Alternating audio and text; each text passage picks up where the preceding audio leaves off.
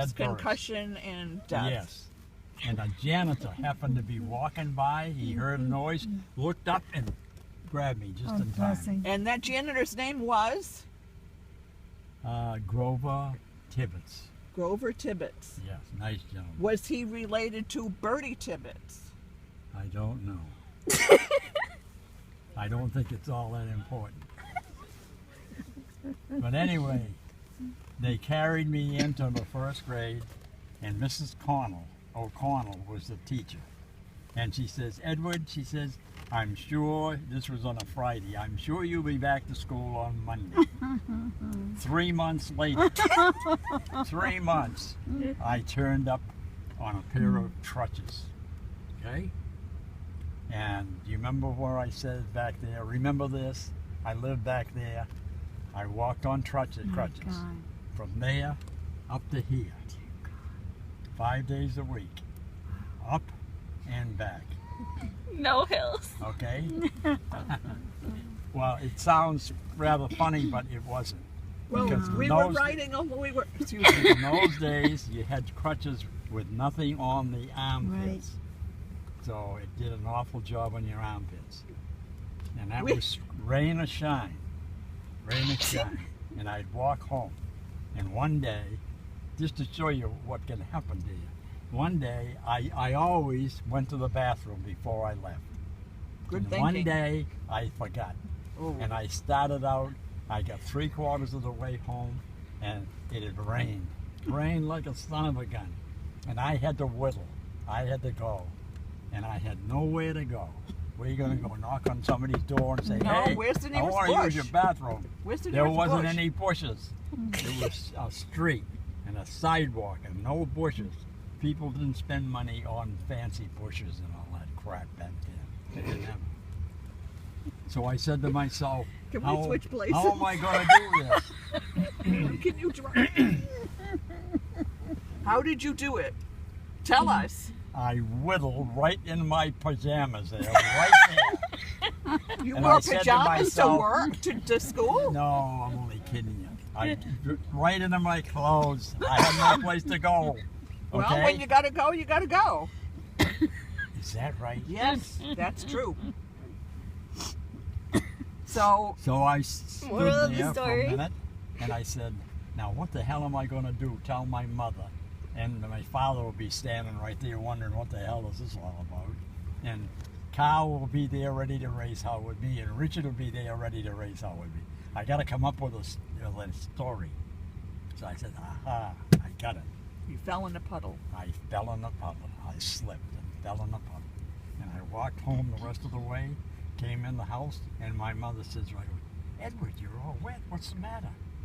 And I says, I slipped and fell in a puddle. It's been raining, you know, and I slipped. And Carl laughed. You could hear his laugh all the way up to the center of town, right? And Richard said, you... Nobody believed it. Even my father didn't believe me. And he usually did, no matter what I said. So anyway, that was that.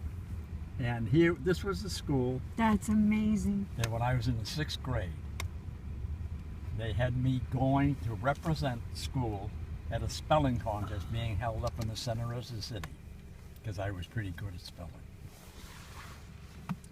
And I went up there, and they started the contest at, I think it was like 7 or 7:30. I did pretty well. I went down about 4 or 5 rounds, and the smart kids from all over the damn city were there, you know. But anyway, see, I was at a distinct disadvantage because we always went to bed at 8 o'clock. There wasn't any TV. Nobody had any money. You couldn't go to the movies or any place. So we went to bed. We raised out, run, race, and work, and get pooped out and go to bed at 8 o'clock. So at 8 o'clock, I fell asleep on the on the what do you call it, in platform where we were in the auditorium of the school. And Mom said, Edward Arnold, and you were supposed to come forward, and they'd give you a word, and you either spelled it or you didn't. But I fell sound asleep. so I was disqualified. And the funny part about it was, Mrs.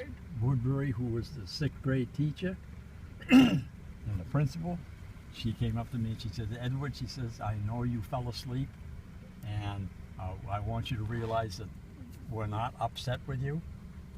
I says, I had a good reason, Mrs. Woodbury.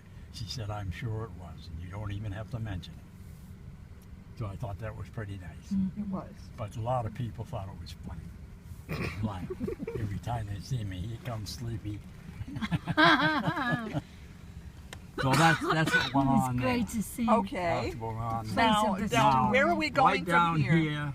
Oh, there it is, right there.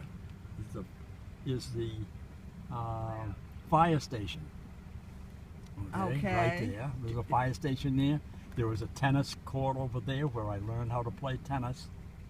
And right up there was a young fellow who was a friend of my brother Richard's, 3 years older than me, Bob Coleman. Okay?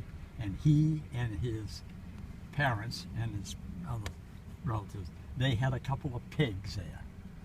Yeah. And they Okay. were looking to name those pigs. And they Richard couldn't and come- Edward could have been good. Well, no, I mean, it's an honor to have a pig named after you. Well, anyway, I did get a name, pig name. They named the 2 pigs Edward and Carl. See, I only missed by one brother. Well, what the hell? Edward and Carl, you can't forget Carl. He's a big asset in my rampage toward whatever you want to call it. The whistle chickers. Whistle So jigging along. That was something. So I used to play a little baseball up there and all of that. But like I said, we lived all over the city, and this was a school that I went to for 6 years. Wow. Now, And- would you like to go down? Would we like to go down Main Street and go by the Church of the Good Shepherd, and then go up? Didn't go up Concord Street so we could see where you live next to the rabbi there, Oh and my. Well, yeah. it's up to you. Okay. Where do you want to go? I could go almost anywhere in the city. Well, let's just drive around the city. No. What's No, your no, no. stretch- I'm saying let's just drive around the city wherever we go. No, whatever But you- just don't think that I can stop on a dime in the middle of the road and say, "Wait, But one that's thing where you I can used do is slow down on your. Well, I was slow. Yes. All right, let's. No, what you said before. Go by the Church of the Good Okay, Shepherd. we're going back out to Main Street if I can find it. You'll find it. Oh, I'm gonna lose my voice. Do you want Andy to go first? Yeah, Andy, you lead the way this time. Because Andy knows where. Oh yeah, he knows the city pretty well. Yes, he does.